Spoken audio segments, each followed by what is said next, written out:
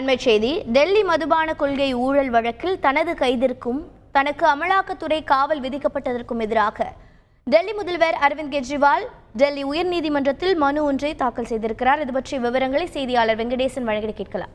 வெங்கடேசன் வணக்கம். இது பற்றிய மேலும் விவரங்கள் என்ன? வணக்கம். டெல்லி மதுபான கொள்கை முறைகேடு வழக்கில் மார்ச் 20ஆம் தேதி டெல்லி முதல்வரை அமலாக்கத்துறை கைது செய்தனர்.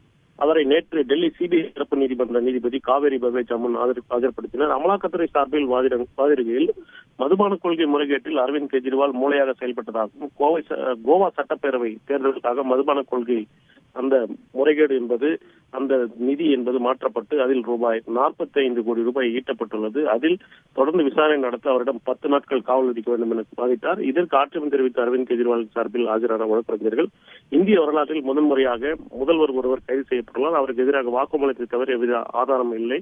ஆம் ஆத்மி கட்சியின் முக்கிய தலைவர்கள் 4 பேர் கைது செய்யப்பட்டிருப்பது மக்களவைத் தேர்தலில் சம வாய்ப்பு பறிப்பதாக உள்ளது என வாதிட்டார். இருப்பினும் அந்த வாதத்தை நிராகரித்த டெல்லி சிபிஐ சிறப்பு நீதிமன்றம் அவருக்கு 6 நாட்கள் காவல் விதித்து நேற்று உத்தரவிட்டுள்ளது.